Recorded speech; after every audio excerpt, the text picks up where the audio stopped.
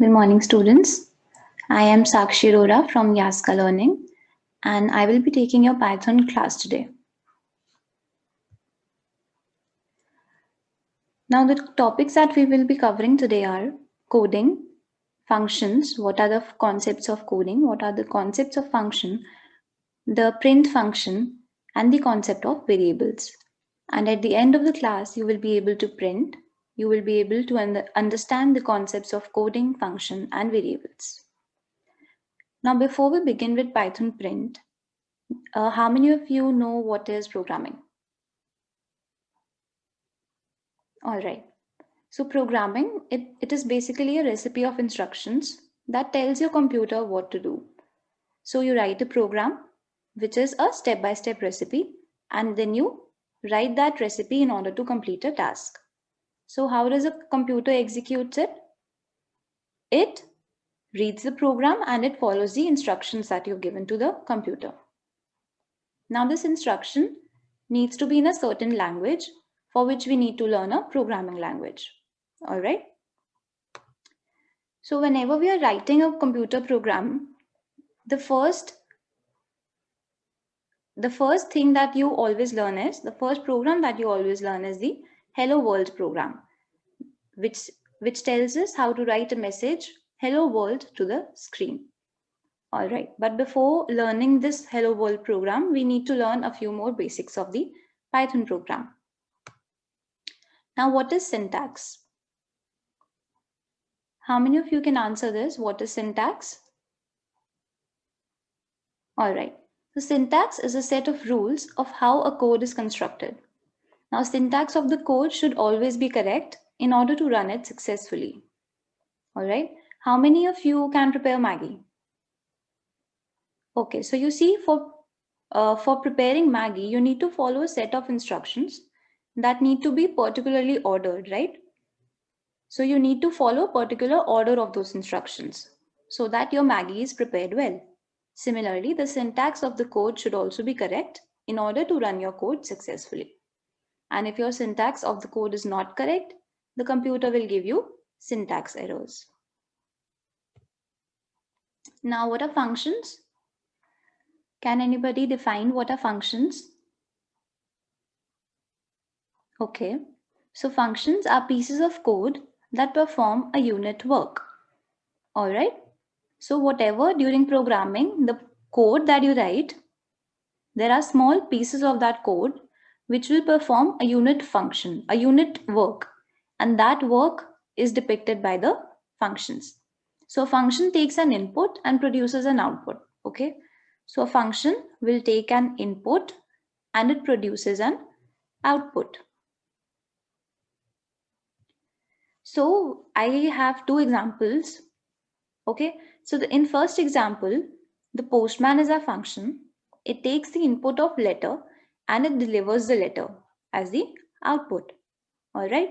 Similarly, a chef is a function here and it takes the input of vegetables and it will give us the food as the output. Okay, so the postman and the chef here are functions. Now, an important thing to note here is that function do exactly one job. All right, they can perform only one job that is assigned to them. For example, the chef's duty is to prepare food. It will not deliver letters. So if you give the input of letter to the chef, it will not give us any output because the error will say the invalid input. So in programming, an invalid input gives us error. That means it does not give us any output. Okay.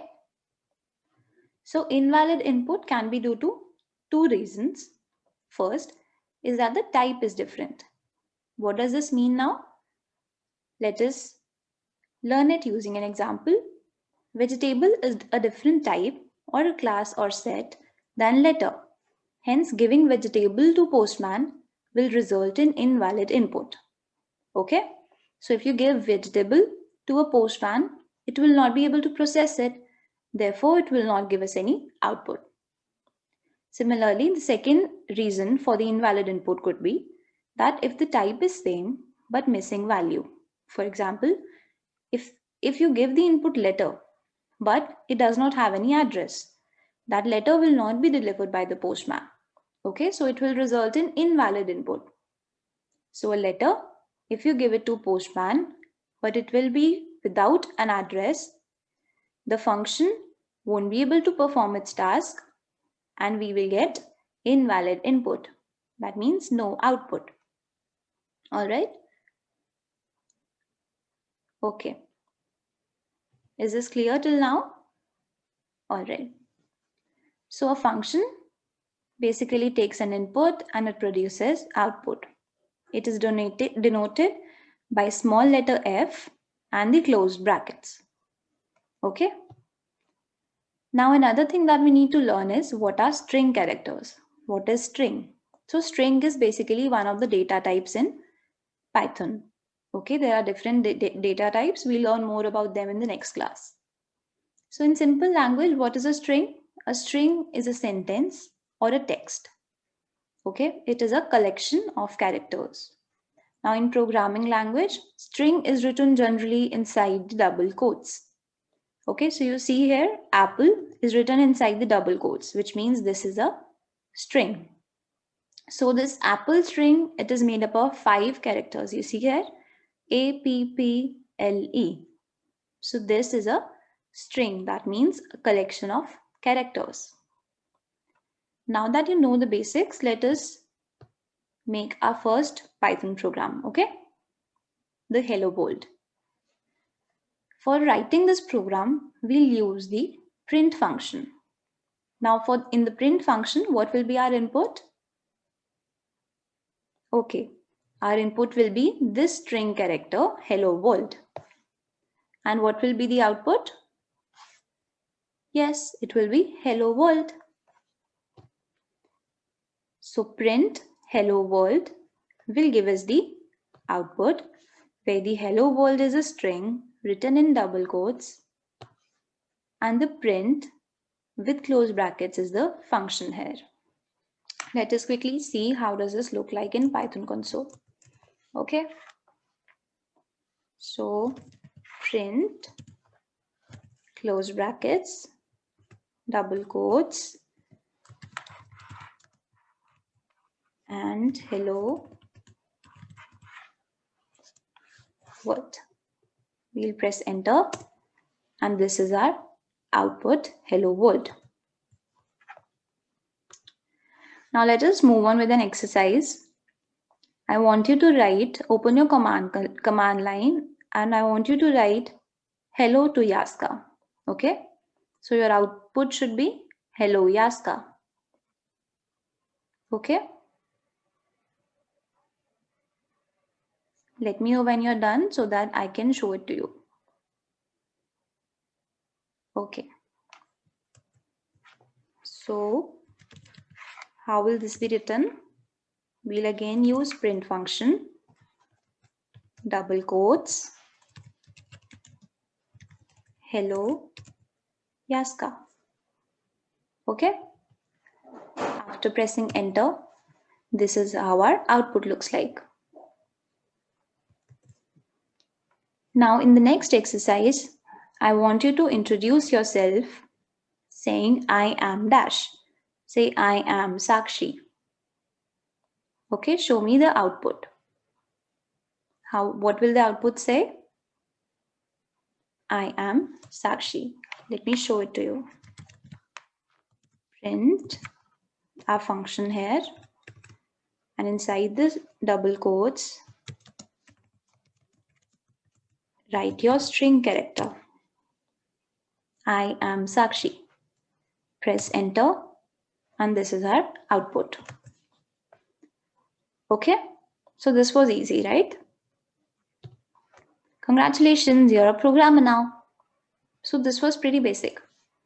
Okay, now we need to learn few more things about our Python programming language. So what are comments? Comments are used to explain the code. They start with a hashtag. Let's say hashtag this is a comment. Print and our string here. The next example is print a string and then they've written hashtag. Okay, so let us write this in a code and see what happens. This is a comment, enter, print,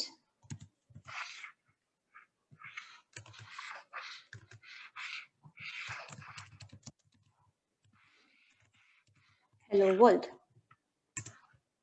You see? Okay, let us get this more clear using the second example.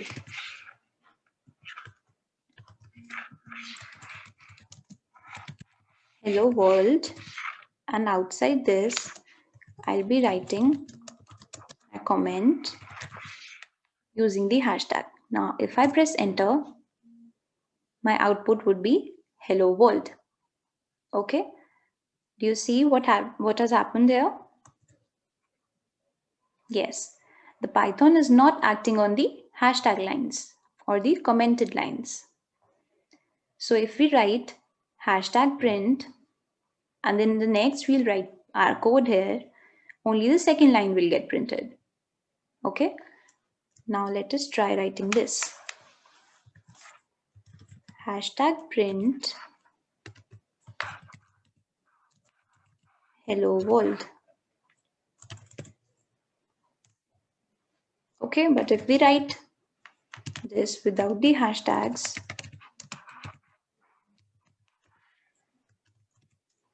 you see only the second line got printed. We can also use hashtag for multi-line comments. Similarly, if you write hashtag in new line as well, in the next line as well, the comments will become multi-line. Now, an exercise for you is add comment to your first exercise. Okay, so this is how I want you to write your code. Hashtag, this is my first program with Yaska Learning. And in the next line, write your function, print hello Yaska. Okay, so let me know how your output should look like. Yes, your output will only have hello Yaska. All right, the Python will not act on the commented line. Commented line is the one where hashtags are used. Okay. Okay, the next exercise is try to print the following as it is.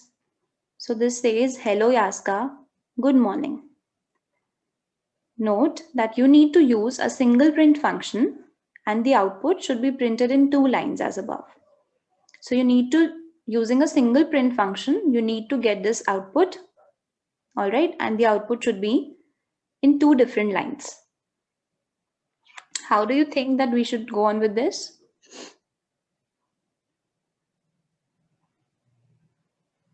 Okay, so let me help you with this, okay? Now this can be done 2 ways. First one is using the \n. This is a backslash, okay? So \n or the new line character. How will this work? If we write print hello Yaska and \n good morning. Let us see what is the output here. Print hello Yaska \n good morning. All right, so that's see. Do you see it? We used \n to create a new line here. Now what is the second method of doing this? Using the double quotes thrice.